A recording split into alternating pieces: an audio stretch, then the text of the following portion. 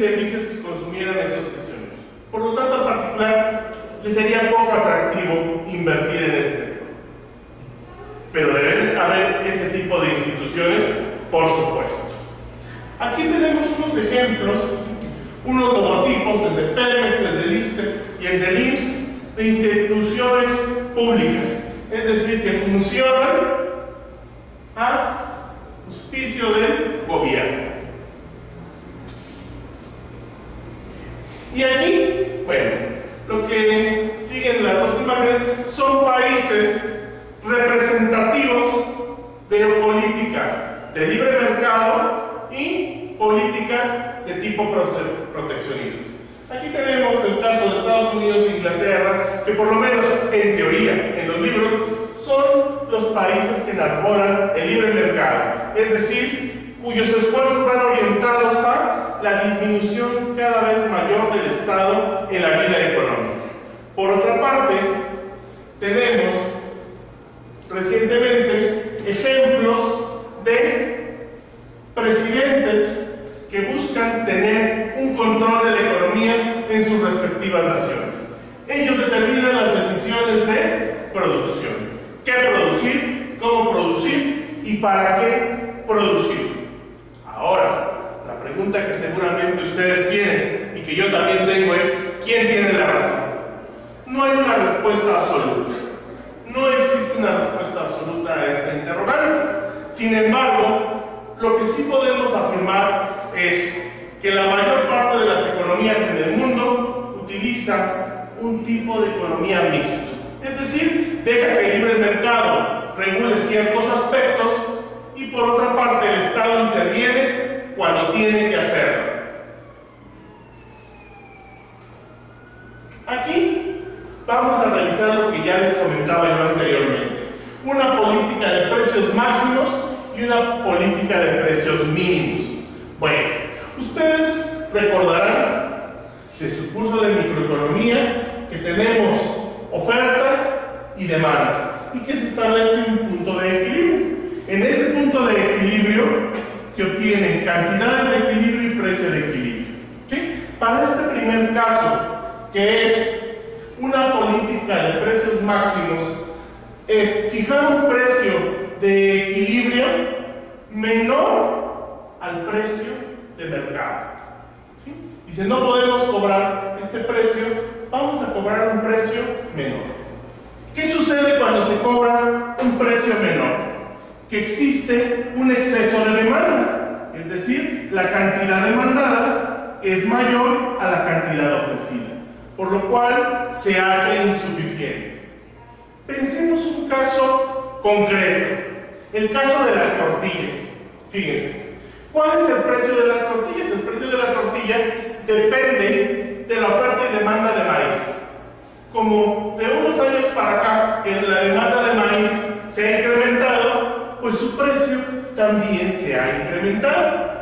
Entonces, reconociendo que la tortilla es un producto prioritario para los mexicanos, el gobierno decide intervenir y dice, no puedes cobrar este precio de mercado, supongamos 12 pesos. ¿Por qué? Porque las familias que menos tienen lo van a resentir.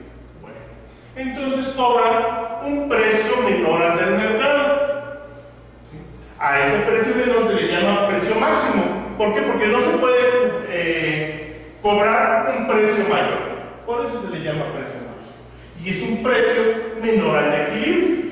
¿Qué es lo que pretende el Estado? Con ese precio apoyar a quien más lo necesita. Bueno, pero como vemos, hay una insuficiencia en la demanda. Se demanda más de lo que se consume, ¿sí? De lo que se produce. Entonces, ¿qué es lo que tiene que hacer el Estado? El Estado debe ofrecer estímulos a los productores, a la industria productora de la tortilla, para que ellos puedan ofrecer este precio máximo, vía impuesto, vía política fiscal, vía política monetaria, o debe entregar subsidios directos al producto, y así lograr compensar este déficit de demanda. Bien, Por otra parte, está la política de precios mínimos. La política de precios mínimos consiste en fijar un precio mayor al de equilibrio. Un ejemplo, como lo veníamos comentando anteriormente en esta sesión, es la política de salarios mínimos.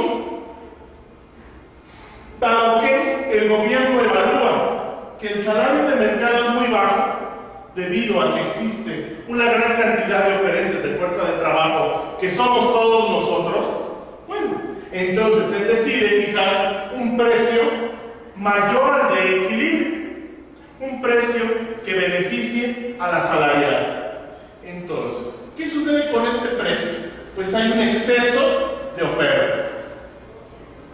Ese exceso de oferta nos dice que esta es la cantidad que se va a ofrecer de salario, de trabajo, y esta es la cantidad demandada. Habrá más oferentes que demandantes. Por lo tanto, ¿qué es lo que tiene que hacer el Estado? De igual manera que lo veíamos anteriormente, llegar a una compensación. En este caso con productores, con los empresarios. Ofrecer subsidios, ofrecer planes de beneficio fiscal para quienes contraten trabajadores que no tengan experiencia, y políticas de este tipo que les permitan pagar este precio mayor al de equilibrio. Finalmente, vamos a revisar lo concerniente a los subsidios. Los subsidios son cantidades de dinero que el Estado proporciona a las familias y a las empresas. Y vemos aquí que dice, un subsidio es la cantidad de dinero o estímulos fiscales que el gobierno proporciona a las familias, las empresas o industrias, con el propósito de proteger la población de menores ingresos. Es decir, es una cantidad de dinero. Los subsidios pueden ser de dos formas: subsidios fijos a la cantidad y subsidios proporcionales al precio. Esto es, subsidios fijos a la cantidad es cuando el subsidio va directamente a un bien en particular, independientemente de quién lo consuma. Y subsidios proporcionales al precio es cuando el subsidio es una parte del precio que tienen que pagar los agentes económicos. Aquí tenemos esta gráfica donde vemos reflejado el subsidio.